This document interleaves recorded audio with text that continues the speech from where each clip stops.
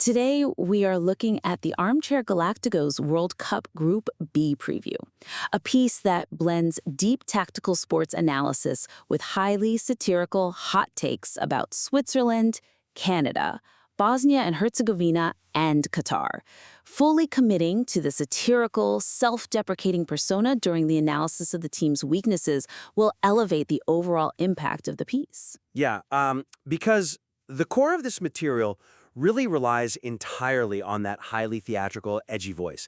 It establishes this almost arrogant, know-it-all persona right out of the gate. But when the author transitions into the fatal flaw sections for each team, that established persona simply vanishes. Right, it reverts to standard, dry sports journalism. I notice a massive tonal shift there. Exactly. Take the section breaking down Qatar's strategic vulnerabilities, for example. The author writes, Qatar faces a significant quality gap because the roster relies entirely on players from the domestic Qatari Stars League. Which, it reads like a very clinical, objective diagnostic report. It is accurate, but it completely abandons the entertainment value that the author spent the previous paragraphs building. It highlights a common trap writers fall into when they tackle complex subject matter. Oh, that subconscious fear that if you maintain a satirical tone while analyzing actual sports tactics, the reader just won't take your analysis seriously? Spot on. So the author drops the Armchair Galáctico character and puts on a generic pundit hat. It makes the reader suddenly aware they are reading an article, rather than being entertained by a character. It is like watching an actor deliver this captivating monologue on stage, but mid-scene, they pull a textbook out of their pocket and start reading flatly from an encyclopedia. Right, it jolts you right out of the experience. So how do we fix that? To fix that disjointed feeling, the author needs to inject the edgy persona directly into these analytical sections. The goal is to maintain a consistent satirical tone from start to finish. Okay, yeah. So the facts stay the same. The football analysis itself should not change, no. The tactical reality is the same, but the delivery mechanism needs to be dressed in the right costume, basically. Think about how that Qatari example could sound if it stayed in character. Qatari's manager is Julen Lopetegui. We are talking about a guy who managed Real Madrid and the Spanish national team. He has a very specific, high-level tactical pedigree. The author could frame the reality of his current situation much more humorously.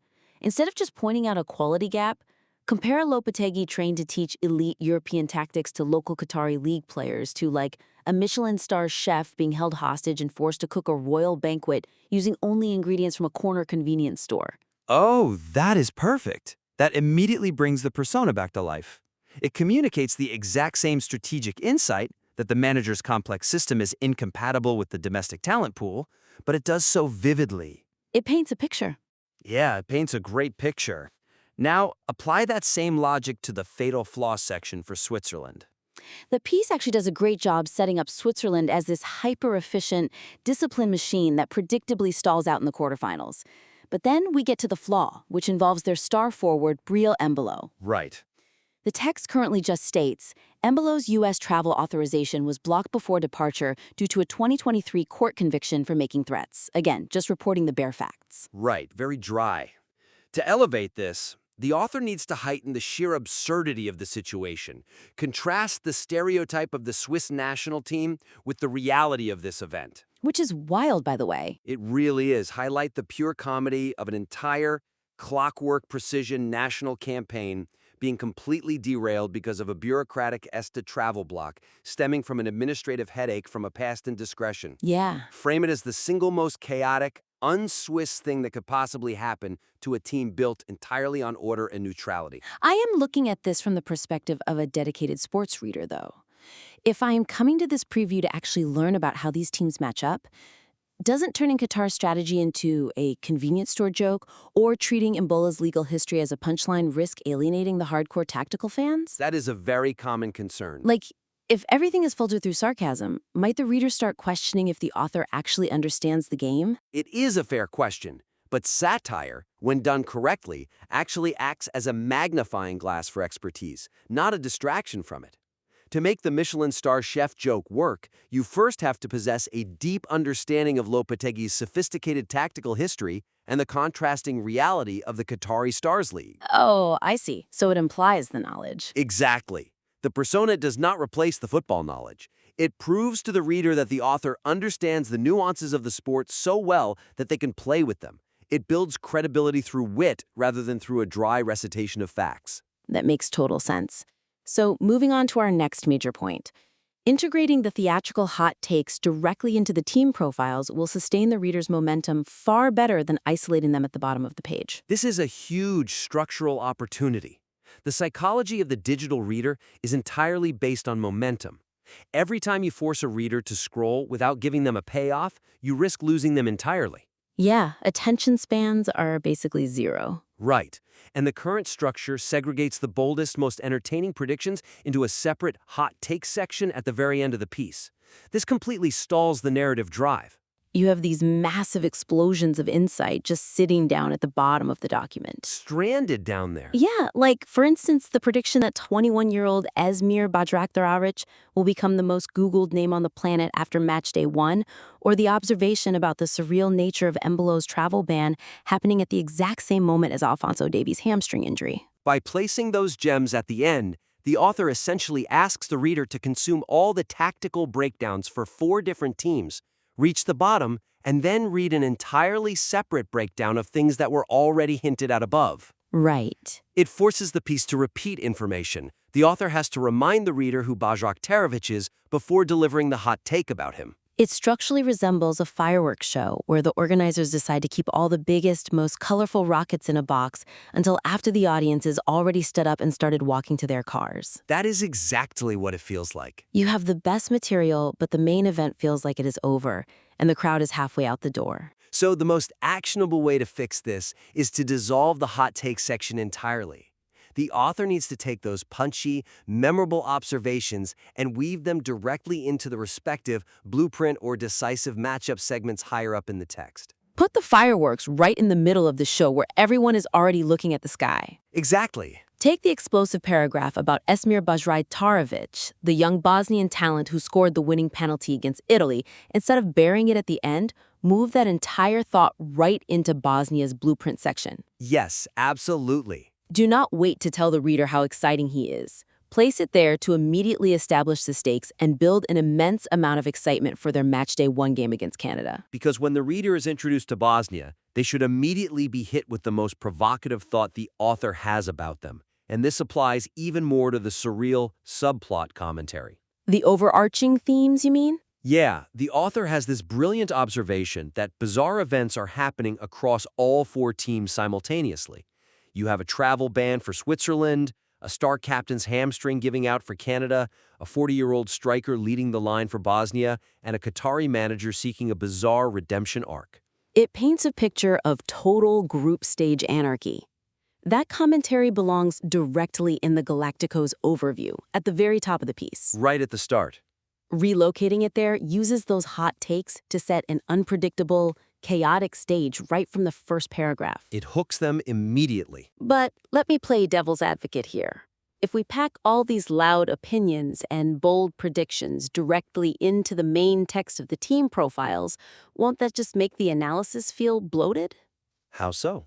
Well, if we're trying to explain Canada's pressing system, and suddenly we pivot to a massive claim about Bajraktarevic being the most Googled name, do we lose the analytical thread?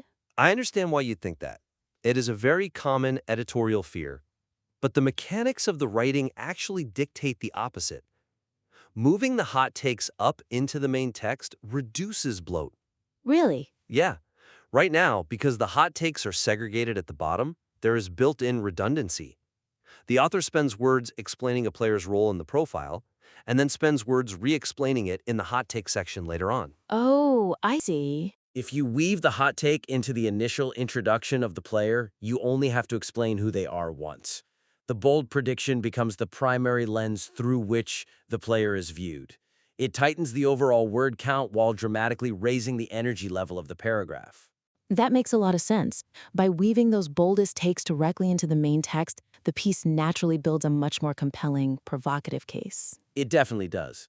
And once you have established that level of arrogant confidence, it sets up the perfect opportunity to rethink how the piece interacts with the audience, which brings us to our final point. Framing the bracket prediction promotion as an organic, character-driven challenge rather than a traditional advertisement will significantly increase audience engagement. Yes, driving traffic or promoting a product within an article is incredibly difficult because modern readers suffer from deep ad blindness. Oh, absolutely. The moment a font changes or a piece of text sounds like a marketing pitch, the brain's spam filter activates and the reader just scrolls right past it. Exactly. And the call to action for bracketmachine.app and the promo code Z9U8XX is currently tacked onto the very end of this piece as an afterthought. It looks exactly like the boilerplate advertisements we have all learned to ignore. The current text essentially says, make sure to fill out your predictions at bracketmachine.app and use the code Z9U8XX to join my league. It completely loses the arrogant, self-deprecating flavor of the Galáctico persona that was driving the rest of the preview. It's like breaking character at the very end of a play to ask for donations. Right. The author built this fantastic, theatrical character who thrives on hot takes and bold predictions, but then suddenly steps out of character to politely ask the reader to click a link. So what is the fix here? The suggestion here is to introduce the bracket challenge earlier in the text as a direct, in-character dare to the reader. Challenge them to prove the author's confident predictions wrong. We can look at the decisive matchup section between Canada and Bosnia to see how this works in practice. In that section, the author confidently and somewhat arrogantly predicts that Canada will survive their opening game and top Bosnia, even without Alphonso Davies on the pitch. Right after making that bold prediction, the author should insert the provocation.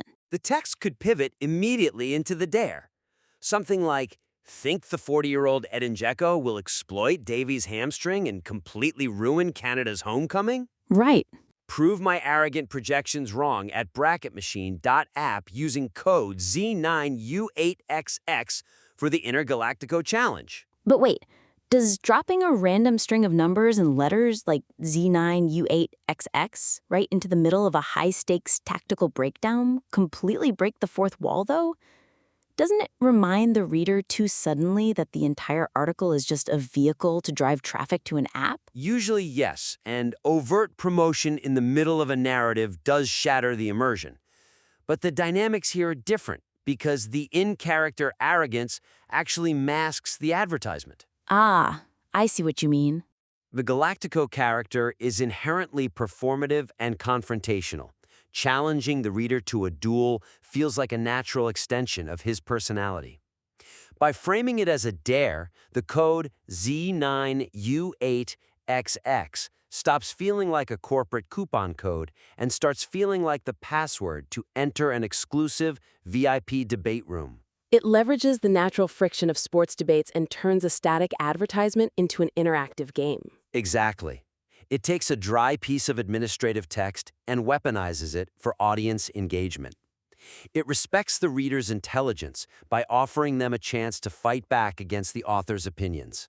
It is a masterclass in modern digital writing when executed correctly. You cannot just present information anymore, you have to provoke a reaction. You really do. All right, let's wrap this up.